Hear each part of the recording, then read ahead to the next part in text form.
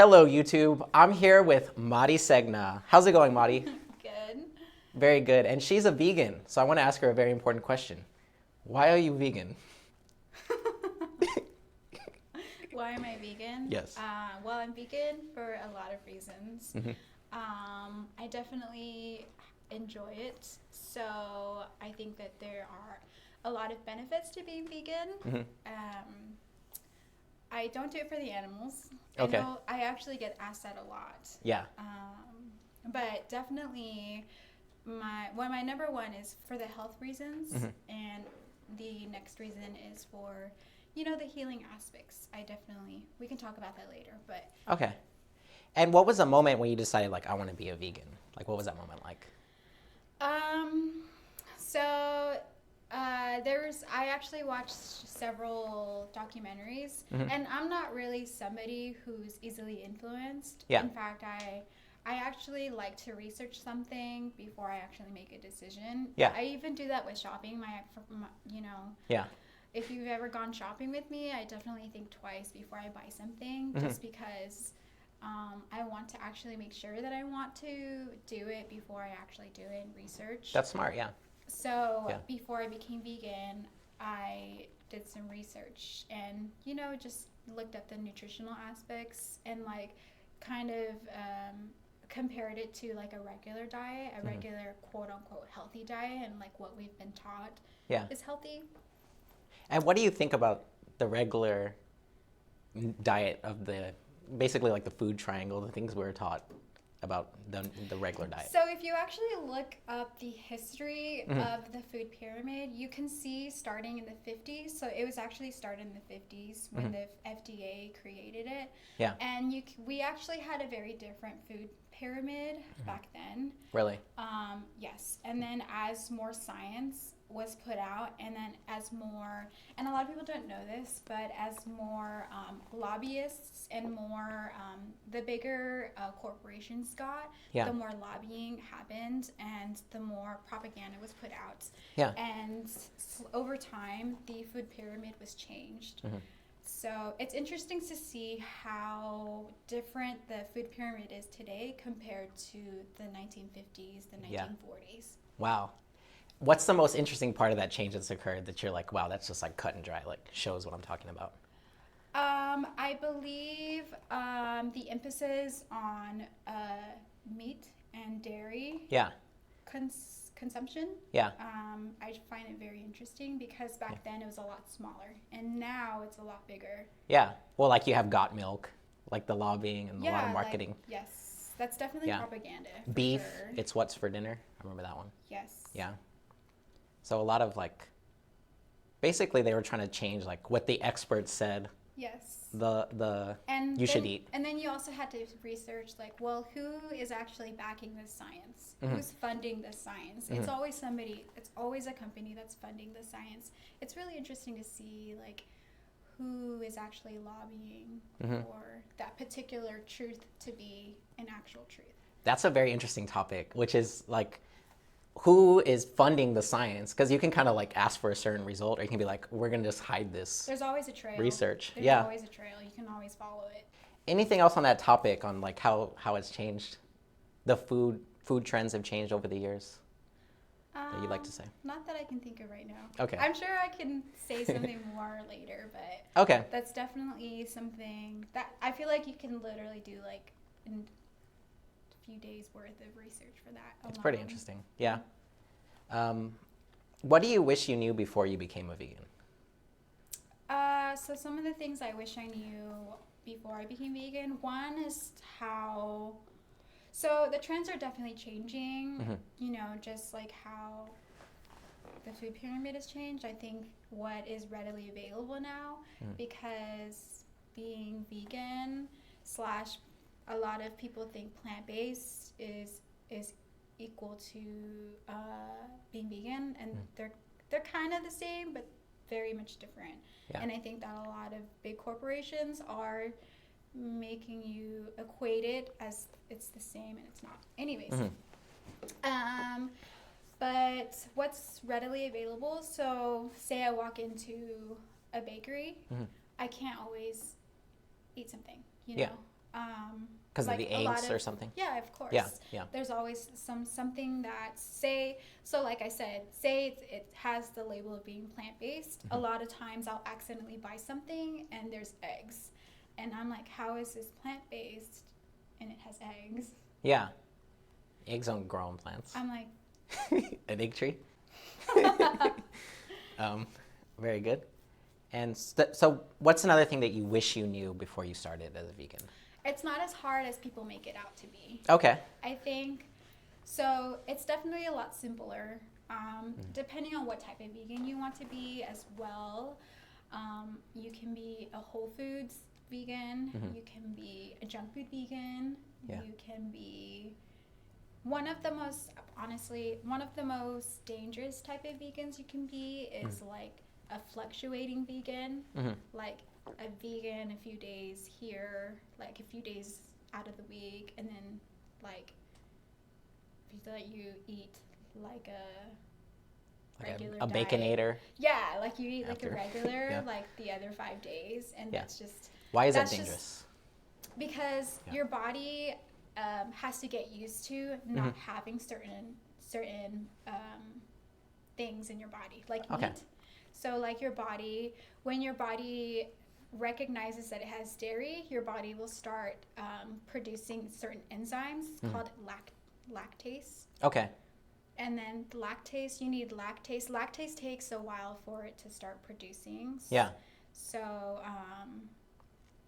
actually, I haven't. Anyways. So it's kind of like So- changes the chemistry of your body in a way. Right. And then so you're the shocking it chemistry the other of your way. body. Yeah. So you're basically Yeah. putting into shock, and it's like, oh, like I'm not getting this, so I don't need to produce this certain enzyme anymore.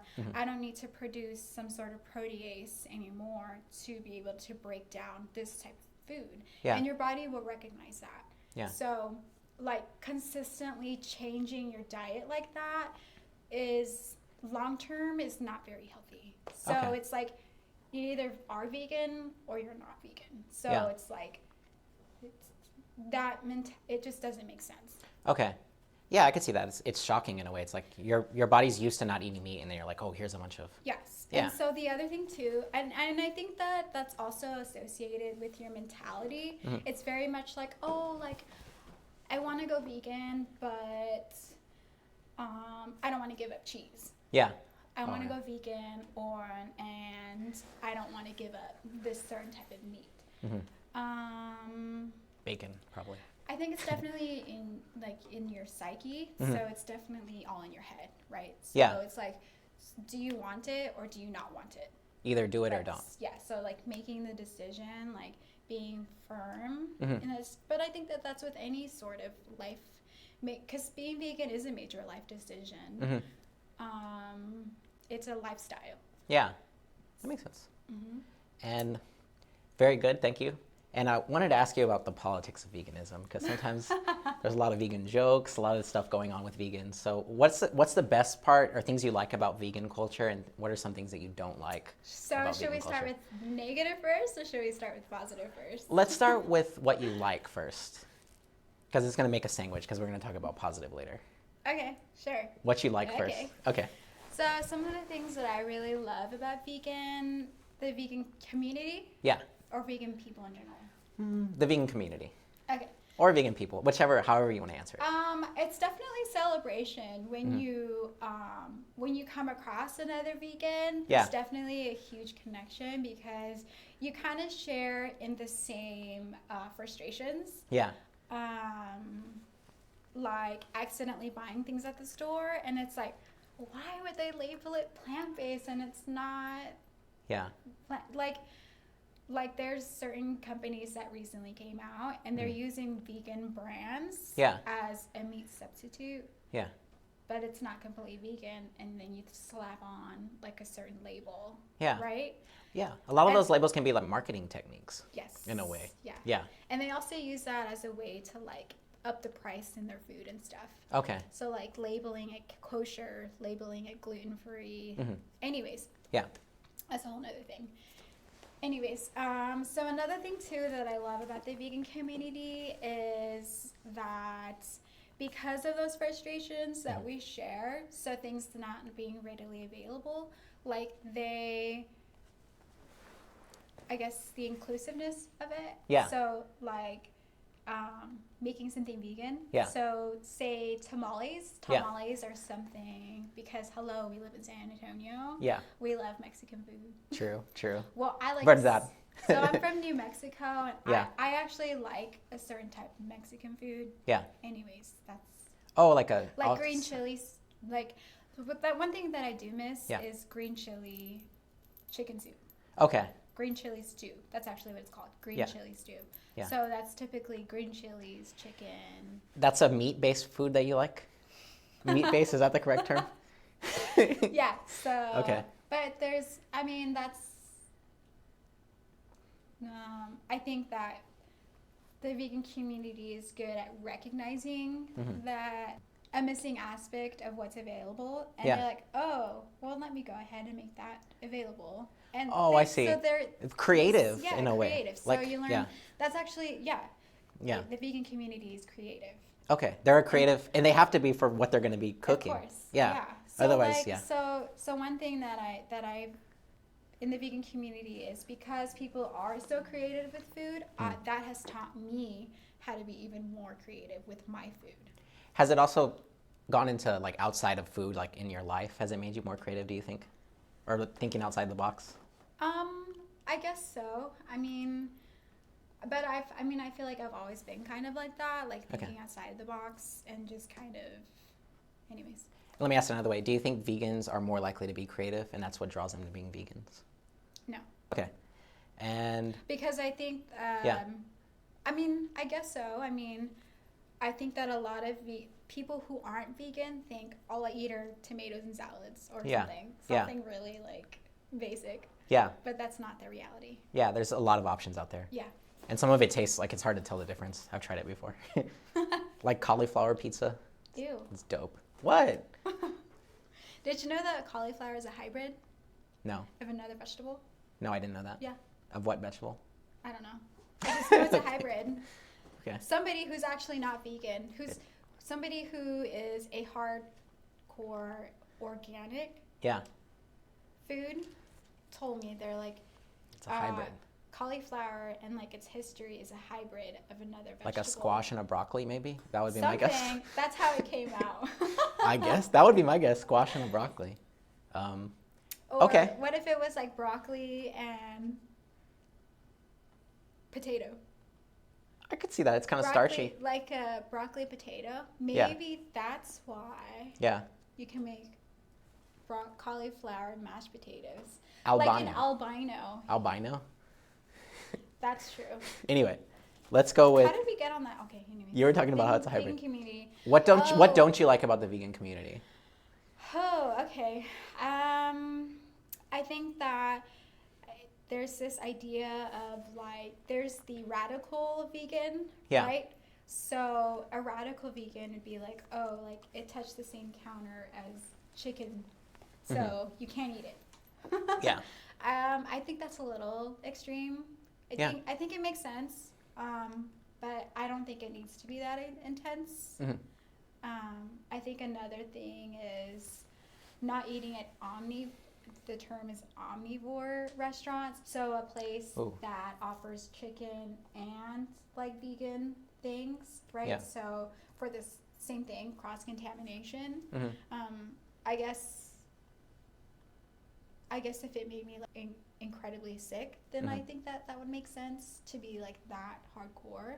Yeah. But to the point of like this whole cancel culture mentality, I think it's very suppressive, and I think that it's unnecessary. How does cancel culture kind of bleed into the vegan community? How does that work? So I think that something that I find very common is that politically they are, I know this is like interesting to say, but I find a lot of vegans are liberal. Yeah. It's interesting to see how a person's choice of food equates to a person's political choices. Yeah, I could definitely see that. You could be like, well, I don't like the restaurant owner. Yeah. And the food might be good, but I don't like the food. Yeah. So therefore their food is crappy. And I think to me that sort of mentality is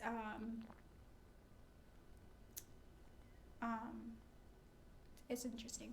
It's interesting.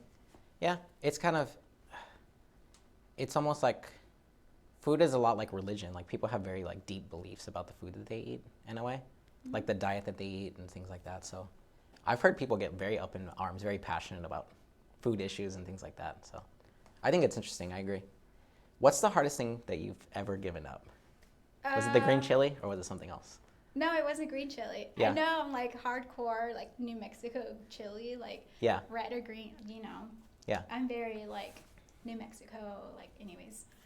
I think for me, so I actually, it's really interesting because when I wasn't vegan, I would eat at very like cuisine, like very like 5-star type restaurants. Like Yeah. I'm very particular about my food. Like I always knew like the newest restaurants. Like I didn't care how much money I spent. Like whatever. Like very much that type of person. Like anyways, and so now it's like now that I'm vegan, the things that I miss the most are actually junk food.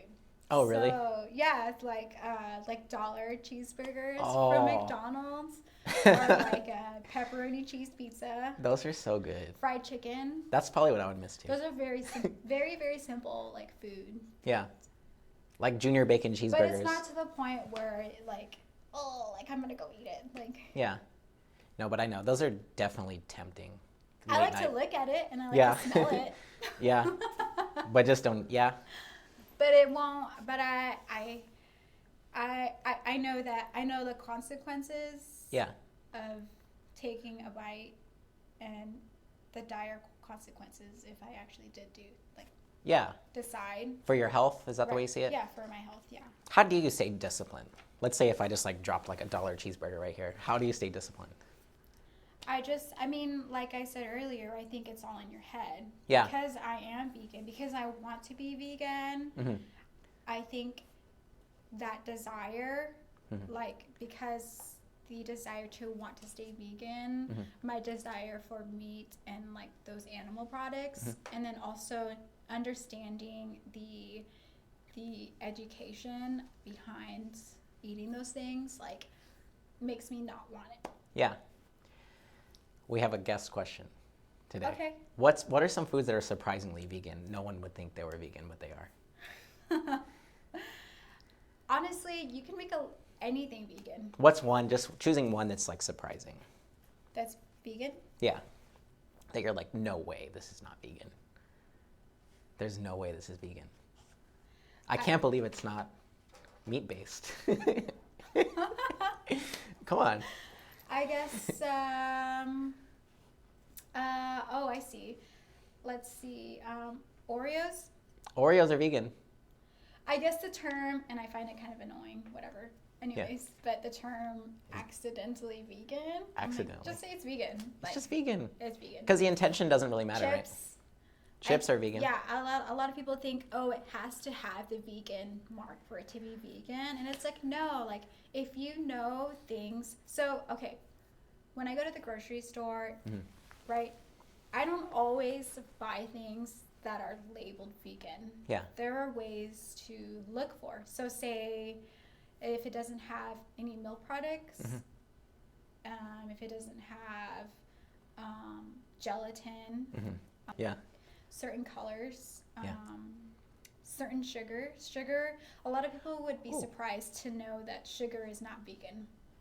Doesn't it come from a So sugar you cane? know when you buy a bag of sugar, Yeah. you open it and then you pour it, you know that powder that comes up? Yeah. That's bone char. Really? I did not know that. Yeah. That's bone char. That's bone char. Okay. That's not vegan. Yeah, okay. You would be surprised if you were to actually research the simple foods that we eat, what it's processed with, how it's stored. Yeah. You would be surprised to find how dirty food really is. Oh, I actually heard on TikTok, which is a verified source. I use this on all my college So papers back in the day. That like people in other countries, like in Britain, they can tell Americans because Americans have bad skin because of the food we eat. Does that make sense? Yeah. Yeah. Totally makes sense. And they're just like, oh, that's an American. Not because we're rude or we're loud. No, I shouldn't say that, but because of our skin, which is kind of scary. Actually, they have more regulations there than we do, though, because we're allowed to eat stuff that they can't eat. Yeah, and if there's a certain amount of something in any food, they have to put it on the label. They have to. Yeah. As part of but then there's certain things that they can get away with, and that's not labeled. If you could change one thing about the food laws in America, what would you change? Transparency. Really? Okay. How so? What would you do? Just transparency, I guess. I think everybody wants that, right? Yeah. So I think that's something that people really value. So, it's, say, we're friends, obviously, right? So what is something that you look for in a friend? You want to trust them. You want to know them. You want to understand them. You want, so transparency, understanding, vulnerability. Yeah. And I think that that's something that is a quality aspect of. Yeah. That would be so good if they were transparent. They were just like, this is what's in here. And this is what it does. Sometimes they'll hide it. They'll put like, oh, these are natural flavors or artificial flavors. It's kind of crazy what you can get away with the laws. You can get away with a lot. I was actually at a local winery. I think it was last year or something. And I don't even remember why I was there. I think I was like, oh, that's what it was. Somebody was buying a holiday gift. And my friend was tasting a wine. And they were like, why does it not have why do y'all not sell it as in the mass market? And the owner of the winery was like, because the government makes us add in a certain amount of sulfites in wine, otherwise we can't sell it. Yeah. And sulfites are good for you, right? Vitamin S. Sulfites are. Do you know about sulfites? Vitamin S. And I'm just kidding. Oh my gosh. Do you know about sulfites and the effects of the body? No. It's really interesting. I think you should look it up. Okay. But that's another news. So they're basically saying, oh, you have to put a little bit of poisonous stuff in this before we'll let you sell it to the American people. It's interesting. Would you say that's true? Yes. Okay. It's interesting. Okay, that is pretty interesting. Be careful what you eat. What you're putting in your body, literally, you are what you eat. It's really interesting. Yeah. There's a lot of things that people don't. Yeah. It's really. So the politics messes it up from both sides. It's like people. Yeah. It messes it up from behind and from up front. The consumer and then also the creator. Yeah. So get your politics out of my food. Lessons. Or learn to think for yourself. Question things. Yeah. I think we can all do that more. Don't be afraid to ask questions. Yeah. Don't be afraid to research. Especially about what you're eating. Yeah. What's the biggest lesson that you've learned from being a vegan? What's the biggest lesson? Yeah, the absolute biggest lesson you've learned from being a vegan. I get asked this a lot, is it okay if I eat this in front of you? And I'm like, of course. Yeah. And they're like, will you struggle if I eat this cheese in front of you? And I'm like, yeah, of course. But to me, it's definitely taught me to be more accepting. Okay. It's helped me to be more open to a lot more things. And I feel like I'm already kind of very open to a lot of things. Yeah. And I think that there's this assumption because I don't associate with meat, therefore I don't want to associate with you, and that's not the reality. Okay. So it's it's taught you to be more accepting, more open with others. I think that's awesome. So let's segue, because you said you became a vegan because of the healing aspects of it, right? Yeah. And sort of how it can heal your body. Yes. And you also mentioned to me that healing is something that's very important to you. How did you get into healing? How did that become something that you were passionate about? So I'm just gonna touch very briefly on it. I had a family member pass away some time ago, and it helped me to. I guess I recognize the person that she was, and I'm like, well, I don't want to be like that, right? I don't want to go to my grave that way. Yeah. So I was like, I want to be better, right? Yeah. So I'm like, well, how do I be better? And I'm like, well, I want to heal. And I'm like, I need to heal certain things about myself to be better, right? So, and I think that's a really good goal to have, right? True, yeah. So then I was like, what are some ways that I want to heal? And then I just kind of like, I guess, just introspection, reflection, writing, praying, thinking. Yeah. And then I found different areas of my life that I wanted to heal. Yeah. And okay. And what's that journey been like of healing? So it definitely has been a journey. Yeah. Yes, because there's always something, and I would probably say that to anybody that asks me this, we are always healing. It's a never-ending journey. It's because we're always, evolving, we're always changing, and I would hope that we're always growing. Yeah. And I think that that's not the truth for everybody. Yeah. Because as I got older and, maturing and all that, I recognize I want to heal. Yeah. I'm like, okay, I'm ready to seek help. So then I'm like, what are some ways that I want to heal and help myself? Okay. That's very good. What's been the biggest thing you've learned on your healing journey? I guess just that it's a journey, that it's okay to not be perfect. It's okay to. Well, it's okay to not be perfect. You mentioned you had to make the decision, right, to change. It's up to you. That's true. Yes. Yeah. That even though there's help out there, even though there's a lot of healing mechanisms, you can be shown it, but if you don't want to heal and if you're not ready, it's just not going to happen. Yeah. Right? You have to be ready to make that decision. What part of your healing journey are you most proud of?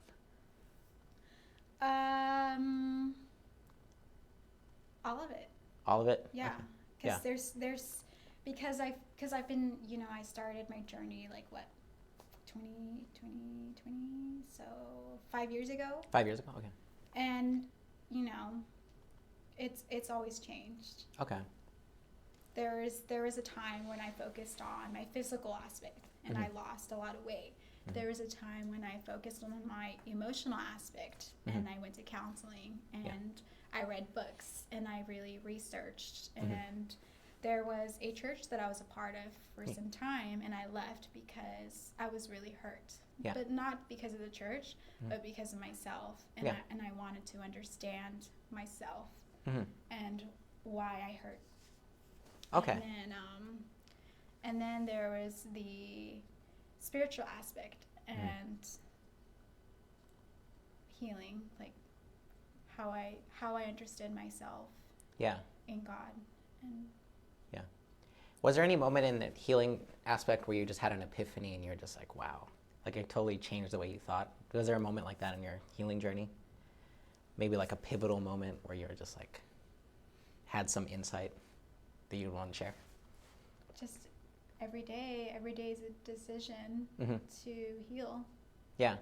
Every day is a choice, because we are our own creators. We create our life. We create our destiny. We create our reality, right? So every day is a decision whether we want to live a good life, a happy life, or if we don't think about it and be miserable. Yeah. But nobody wants to be miserable. Yeah. Yeah, and no one goes out being oh, I want to be miserable. I want to make all the wrong decisions. But people do it all the time. And they don't realize it. And I think that's part of healing, is being aware. Yeah. Awareness, being conscious. I know that. I was thinking about that with my ankle, which I sprained. Make a video with that. And I was feeling very unconscious because I was in a weak state. Yeah. And I was feeling I'm being unconscious right now. I'm not really paying attention to what I'm doing. So I definitely hear you there. You got to be aware, pay attention. And if you could leave us with just one thing, doesn't have to be about healing, doesn't have to be about veganism, but it could be. If you could just say one message to the audience to let them go with, what would that message be? Love yourself. because that can change your life. Awesome. And anything you want to promote? No. Starbucks? I'm actually not a huge Starbucks fan. Why not? Spill the tea. Spill the coffee. Because I like local coffee. Yeah, me too. Merit coffee? I prefer, no, not local, not Merit coffee. Oh, I think you're talking about local in general. Because I prefer a local coffee company to have my money versus a corporate. Yeah, keep your money in the community instead of sending it off to Seattle with those rainy people. Thanks for watching today. Thank you to my very special guest today, Mari Segna. Hello and bye and all that. I make daily videos about personal development, public speaking, and personal finance. Be sure to like and subscribe. Thank you for watching our interview today, and toodaloo.